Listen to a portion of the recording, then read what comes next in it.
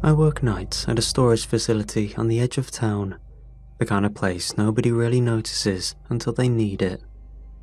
It's a squat little compound tucked between the back end of a shuttered strip mall and a drainage canal that smells worse in the summer. Most of the fluorescent lights hum or flicker. A few don't bother turning on at all. The vending machine in the office takes your money, but won't give you a soda unless you hit the right spot on the side with the heel of your hand. The job isn't complicated. Lock the gate at 11, unlock it at 6, walk the rows once or twice during the night, make sure no tweakers are nesting inside an unlocked unit. The cameras are mostly active, the alarms work when they want to. If anyone asks, the answer's always the same. Nobody's supposed to be here after dark. I've had co-workers on and off. They don't stick around. Teenagers, burnouts, parolees working off-court ordered employment. They come and go fast enough that I don't remember their names. Management doesn't seem to care who's on shift, so long as someone fills out the logbooks and nobody burns the place down. There's only one real rule here, and it's not in the handbook. Don't mess with Unit 103. Old padlock on the door, heavy enough to stop a crowbar. The records flag it as do not access. No one opens it, no one rents it. Not officially. Still, every month there's a payment. Always cash, always exact. No return address on the envelope. Some months the envelope isn't there at all. Doesn't matter. The ledger gets updated, paid in full. Far as I can tell, Unit 103's been here longer than the company that runs this place. Maybe longer than the building itself. The email came in on a Monday night, one of those generic corporate blasts from some office far away. All units must be accounted for by the end of the quarter. Visual confirmation, inventory checklist, photographic evidence. The usual box ticking to satisfy someone's spreadsheet. I scrolled through the list, already knowing the answer before I asked. Still, I brought it up during our weekly call with the site manager. What about 103? There was a pause. Then my manager's tone shifted, just enough for me to catch it. Skip it. Don't log it. You don't want to mess with that paperwork. Just trust me. That was it. End of discussion. Later, I brought it up in the break room with one of my co-workers, a guy whose name I hadn't bothered to learn.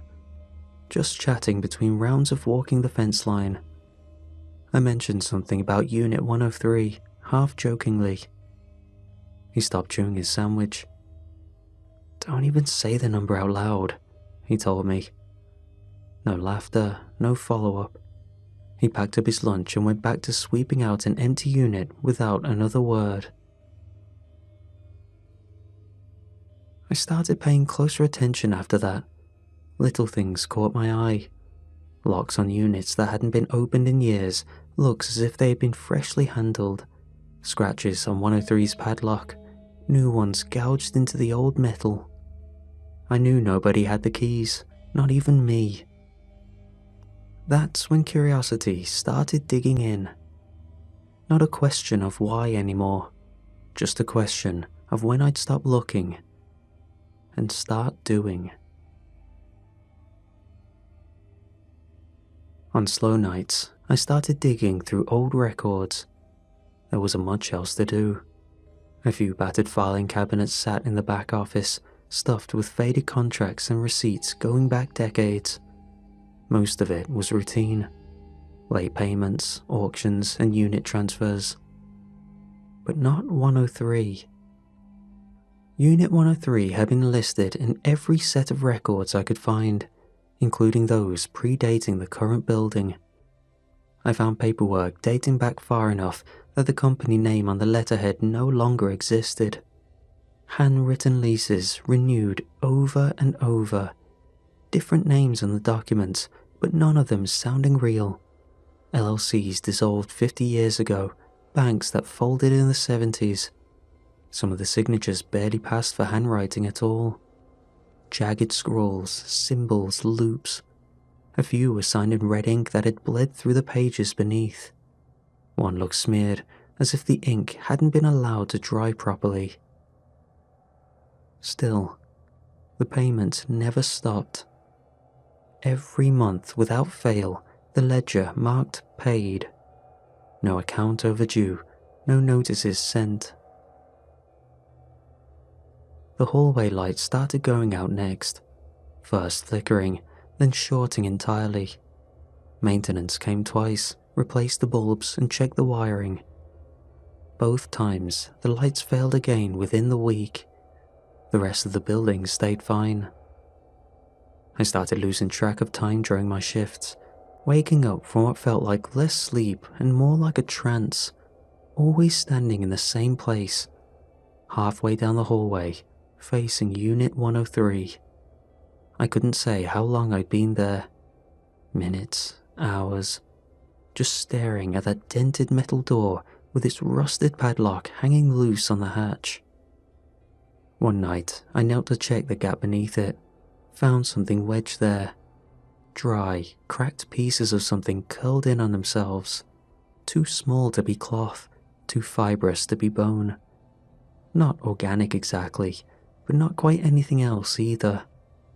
I flushed them down the break room toilet, thinking it was something that needed disposing of.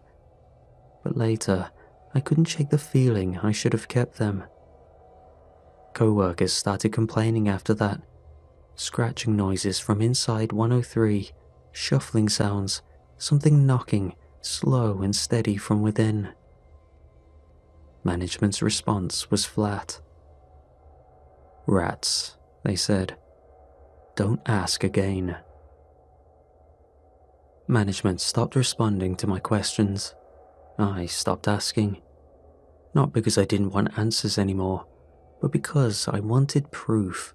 Something undeniable. I started watching 103 more closely. Every night of my rounds, I checked the dust patterns across the concrete. The grime in this place settled thick. But around 103, it moved. Fine layers swept into spirals, smears stretched toward the doorframe as if something had dragged itself forward on hands or elbows. Footprints showed up where no one had walked, always leading to the door, never away. The smell grew worse by the week. Not the sharp stink of mold or decay. Something colder. Wet concrete left too long in standing water. Burnt metal, rust blooming under damp stone.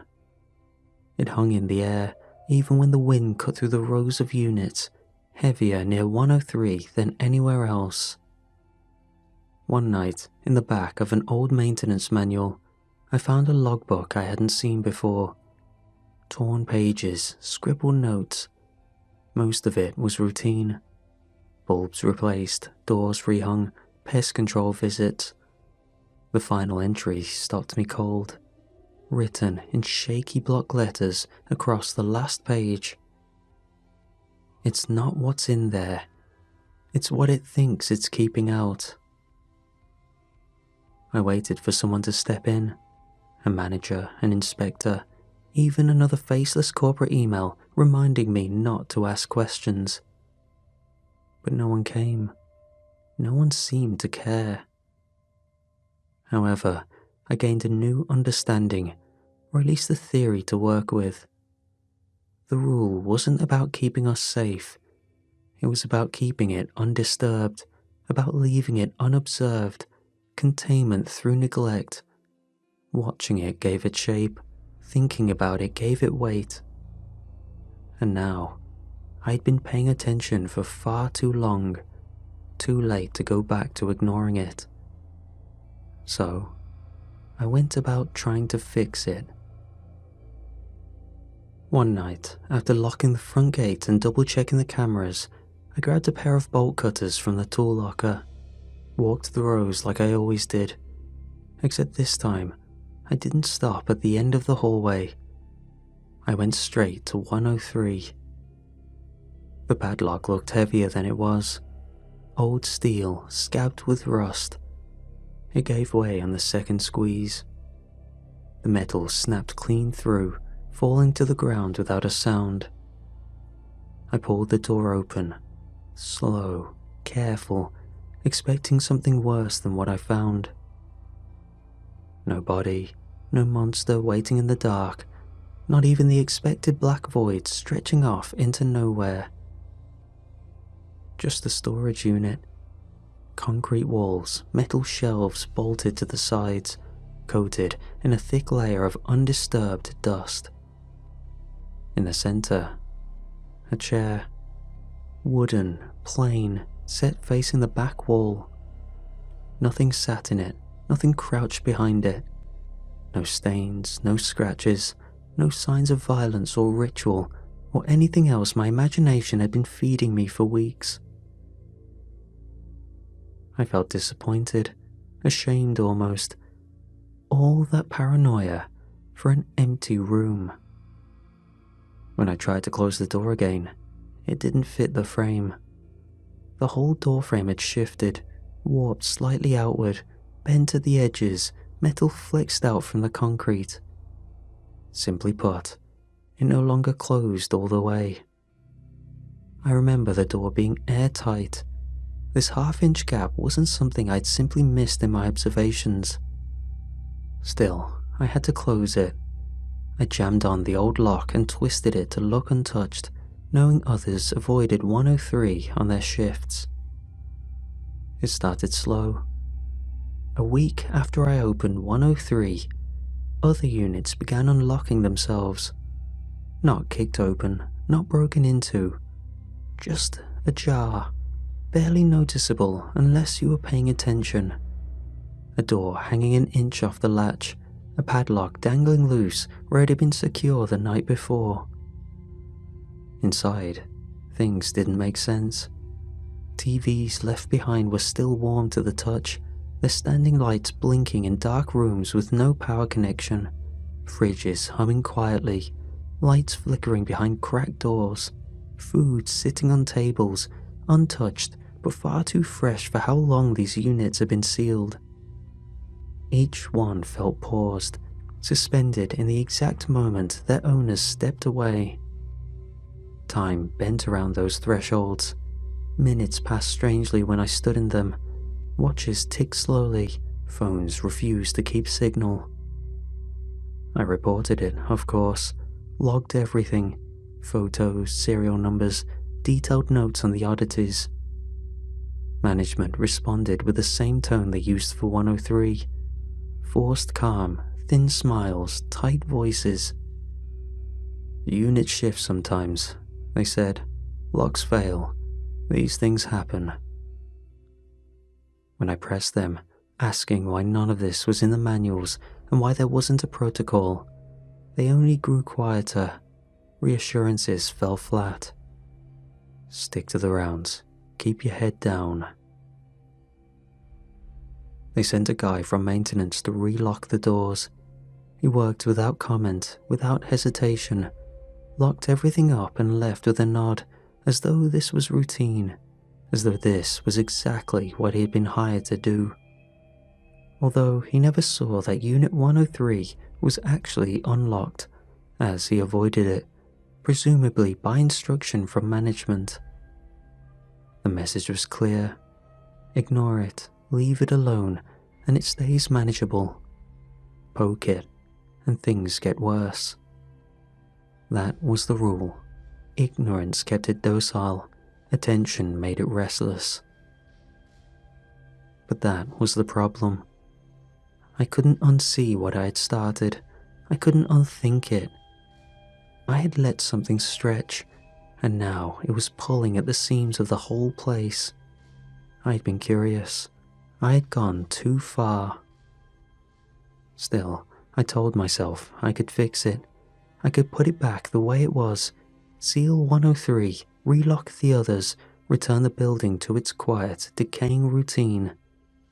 I thought maybe, if I moved fast enough and showed I understood the job now, it would let me. That was the only plan left. Fix it. Put everything back in its place. When alone, I went back to 103 with a new lock in hand, heavier this time, industrial grade. I drilled fresh holes, set new brackets, and reinforced the frame where it had warped.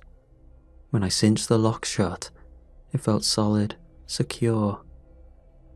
By the next night, it had bent itself open again. The metal twisted outward at the edges, straining against bolts I knew I had driven clean. Nothing dramatic, no noise, no spectacle, just quiet pressure until the steel gave way. I tried again. Different lock, a different bracket, more reinforcement. The same result. The door refused to stay closed. Management knew. I did not even need to tell them. They called me into the office at the end of my shift. No warning, no explanation, just the text from the manager's personal phone. Come to the office. Bring your keys. The lights were already off when I got there. Only the hallway bulbs still burned, buzzing faintly against the silence. I half expected the door to be locked, half expected to find nobody waiting for me at all. But the door swung open as I approached. Inside, the manager sat behind the desk, hands folded over a manila folder that bore no label. He didn't gesture for me to sit, didn't offer a drink, just watched me come in and close the door behind me. For a long moment, neither of us spoke. "Do you know why you're here?" he asked at last, his voice quiet, measured. I shook my head. I kept my hands on my keys. Part of me wondered if this was the end of the line, if I had looked too closely, pried too far, if they were going to walk me down to 103, unlock the door, and shut it behind me. "I imagine you think you've been clever," he said, breaking into 103, trying to fix what you don't understand. He opened the folder. Inside were papers I didn't recognize. My employee file maybe, a list of incidents, security logs, photos of me on my rounds, standing too long outside wrong doors, opening the wrong locks. "We warn people for a reason," the manager said. "That unit stays closed because ignoring it keeps it quiet, like a dog that forgets to bark if no one is around.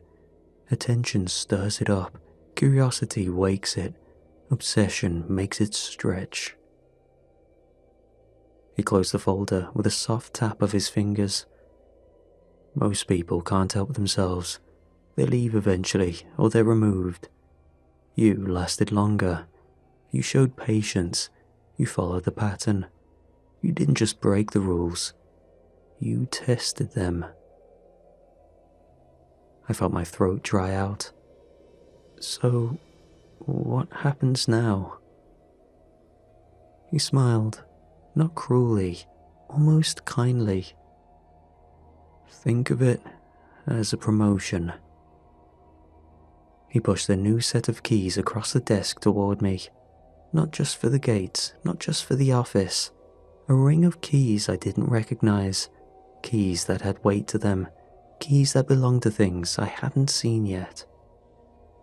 "This place needs a caretaker. People who understand the rhythm of things. People willing to watch the locks and turn them when they stop holding. It's not an easy job. It's not always clear what you're keeping out, or what you're keeping in." He leaned back in the chair, still watching me with that calm, unreadable expression. The manager slid the folder closer to me with one finger, nodding for me to open it. Inside wasn't just my employee file. There were other names, other dates, a list of people who had come before me. Some I recognized from the old maintenance logs I'd found buried in storage. Each entry ended the same way. Reassigned, containment oversight. No resignation dates, no severance details. Just that flat, final note. "You're not just getting a promotion," the manager said. "You're inheriting something, a responsibility that doesn't end, not until it passes on again. He stood, stretched slowly, tired bones cracking in his shoulders. In the dim light, he leaned towards me. I got a better look at his face. He looked young but wore old features, age eroded on him in layers. This building doesn't exist to store furniture, or paperwork, or people's junk. It exists to hold things in. 103 isn't special.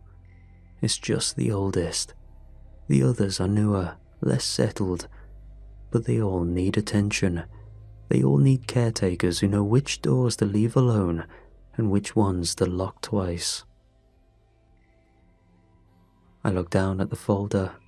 Some units had been reclassified over time. Their numbers changed, their locations shifted. But the patterns were there. Always a handful, growing restless at once. Always the same kind of person brought in to notice, to intervene. If no one does the job, the doors won't stay closed, he said. When one opens, the others follow. You saw it yourself. You started the chain. You're the only one who can put it back the way it was. I asked the question, hanging at the back of my throat. What if I leave? He smiled, small. I couldn't tell if it was pity or amusement. People don't leave. They either lock the doors or join what's behind them. He picked up the folder again, tapped it twice against the desk like closing the lid on a box. You've lasted longer than most. That tells us you understand. Or you will, soon enough. He showed me to the door. The hallway stretched out ahead, quiet as ever. The keys heavy in my hand, too late to pretend I hadn't earned them. I walked the facility alone that night, the new keys cold in my hand. The rows of units stretched out under dead fluorescent lights, the air hanging heavy with a faint scent of dust and damp concrete. I thought at first it was my imagination, the way my breath fogged in the air even though the night wasn't cold enough for it. But the further I walked, the colder it felt. The stillness wasn't right. Doors hung open where they shouldn't. Not wide, not broken. Just ajar. A fraction of an inch here, a full handspan there.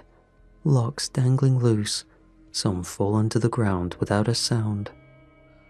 Lights flickered behind those doors. Televisions buzzed faintly in empty rooms. Something inside breathed in time with my footsteps, slow and deliberate, though nothing moved in the spaces beyond the thresholds. No shapes waited in the dark, no faces pressed into the cracks, just open doors, waiting. I understood. It wasn't about monsters hiding inside. It was about the act itself. Doors open too long invited attention. Left unchecked, they invited worse. If I didn't close them, someone else would pay the price for my hesitation. So, I went to work. One by one, I closed them, checked the seals, turned the locks using the new keys until they clicked shut, logged each one in the ledger with slow, steady handwriting. Lock, ledger, lock, ledger. No answers waited for me, no final reveal of what I'd been keeping in or what might one day slip free. Just the cold repetition of the task I'd inherited, a rhythm as old as the building itself. Lock, ledger, move on to the next.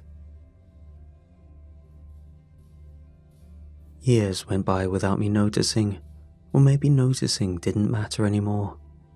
As soon as I was proficient at the job, my manager disappeared, just stopped showing up to work. I saw a letter from upper management simply stating that I was the new acting manager. The job never changed, but I did. My bones ached in ways they shouldn't, eyes slow to adjust, joints stiff. Some mornings, I sat too long in the chair at the desk, staring at the logbook, unsure whether I'd finished the shift or was about to start one. They tell me it was stress or lack of sleep. Maybe I believed that if I wasn't still young enough to know better. I watched the new hires come and go. Most treated this place as a pit stop. A few months of easy nights, just enough money to bridge the gap to something better. They talked about future plans, schools, promotions, travel, anything else. Some lasted less than a week. The long hallways got to them, the way sound carried when it shouldn't, the way certain doors seemed to breathe if you stood too close. They all left in the end. They always do. Somewhere along the way, I started slipping, missing things. Locks were undone for longer than they should have been, units shifting without my notice. I double back on rounds and find doors open behind me, though I just walked past. I told myself it was age catching up. That made it easier to explain, easier than admitting this place was draining me, pulling something from me a little more each year. Then came the new hire. Young, quiet, observant in the way that made me wary. I caught them lingering too long in front of 103, asking the wrong questions, running their fingertips along the locks like they were looking for something hidden beneath the rust. I recognized the look. I remembered wearing it. One night, as they clocked in, I handed them the rounds sheet, casual as I could manage. "Don't bother with 103, I told them. "Trust me, just keep the doors locked. That's the job." They nodded, said they understood. But I knew better. I'd said the same thing once and still found myself standing with bolt cutters in my hands, staring at a door that would not stay shut. Now, I wait. Wait to see if they'll listen, or if they'll open it. Wait to see if they'll end up in this chair with my keys on their belt, wondering when the ache started and why the clock ticks so slowly here. Hopefully, maybe someone else can take